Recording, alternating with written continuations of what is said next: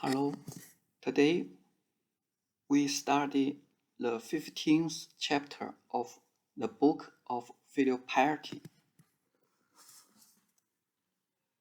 This chapter, Zengzi, or the disciple, Zeng, Confucius' disciple, he asks if obedience to parents can be called filial piety. First, let's read the text. Zengzi said, I have heard your instructions on kindness, on respect and reverence, on giving repose to our parents, and on becoming well known. I would venture to ask if obedience to the orders of one's father can be pronounced filial piety. This is the 15th chapter of this book. In previous chapters,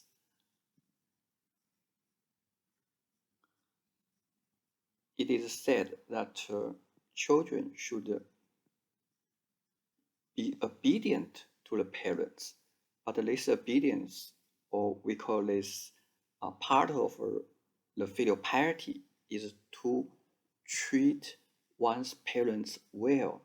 It's not simple obedience. It's not just do whatever your parents tell you to do. It's not. Because parents are also human beings. They will make mistakes. So if children, after consideration, think their parents are wrong and their parents are giving them wrong orders, they should remonstrate with their parents. Otherwise, it is not to treat one's parents well. It's not filial piety. So a good child must correct his parents' wrongs.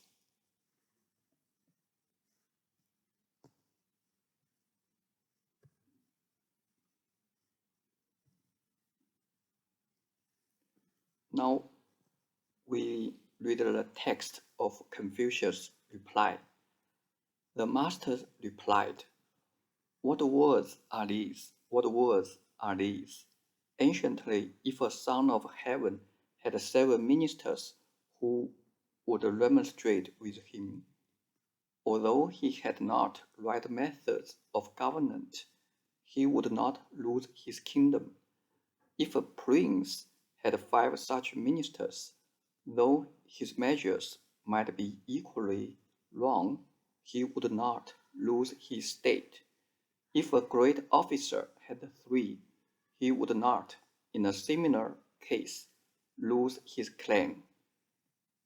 If an inferior officer had a friend who would remonstrate with him, a good name would not cease to be connected with his character, and the father who had a son that would remonstrate with him would not sink into the gulf of unrighteous deeds.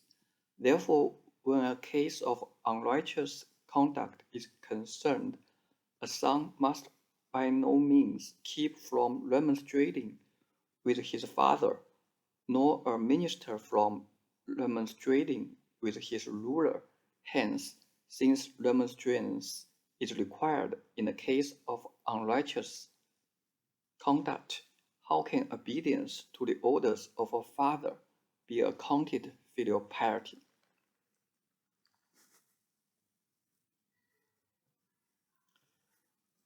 We see Confucius, he said,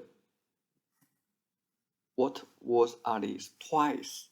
This means his strong opposition of Zengzi's suggestion that a son must obey his father's orders. Then he gives examples as from the son of heaven to an inferior officer. son of heaven. We know in Chinese culture, everything, every living thing on earth, they are produced by heaven and earth. So heaven is father, earth is mother. So everyone, every creature is a son or daughter of heaven. But in this case, a son of heaven refers to the king of a Chinese kingdom. Only one son of heaven, is capitalized. If a son of heaven has 7 ministers, this 7 doesn't mean he only has 7, or maybe he has less, fewer or more. It's just a say because he rules the whole China, so he has more affairs, so probably he has more ministers who would remonstrate with him. This is Chinese hierarchy, but it's not necessarily precise the number. Just a king have 7 ministers who would remonstrate with him. Then a prince had 5. No, because prince, at that time there are over 1,000 states in China. Some are very large, some are very small. We can see every prince had 5 such ministers. No, but we get the meaning of it. So if a great officer had 3, just if inferior officer or scholar have a friend, so everyone must have some friends or relations who would remonstrate with him. Otherwise, if we are going to make mistakes, nobody come to our aid to remind us that we are wrong and to give us advice how to right our wrongs. So in the case of a son or a minister, he must remonstrate with his ruler when the ruler is going to make some wrong moves. But keep this in mind. We think our superiors are wrong, but maybe we are also not completely correct. So there should be straightforward and good communication, and we should be careful about our attitude. That means we should be gentle, we should be patient.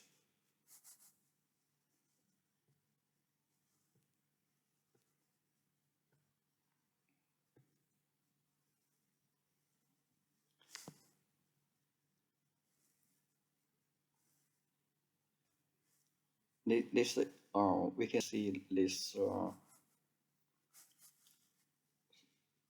I see this text, so I always say, if you wanna understand Chinese culture deeply, you really need to study literary Chinese, and you really need to study Chinese. Why? Because although many classics in Chinese culture, they are translated into English, but usually it's just the basic text, not the notes, commentaries or sub-commentaries, we see.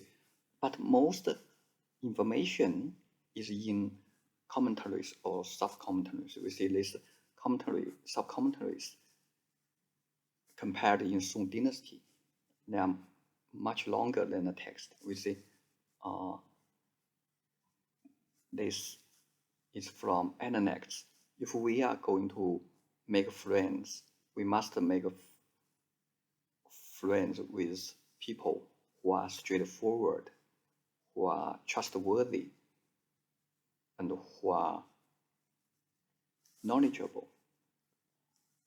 Straightforward people, that means when we are wrong, they will tell us and help us correct and improve. this is very important because we all have our faults, shortcomings, mistakes. If nobody reminds us, nobody reminds us, then we have to think for ourselves. This will usually is almost always be more longer. It's a longer and longer process. That means we will grow much slower than other people. We will make a progress much slower than those people who have good friends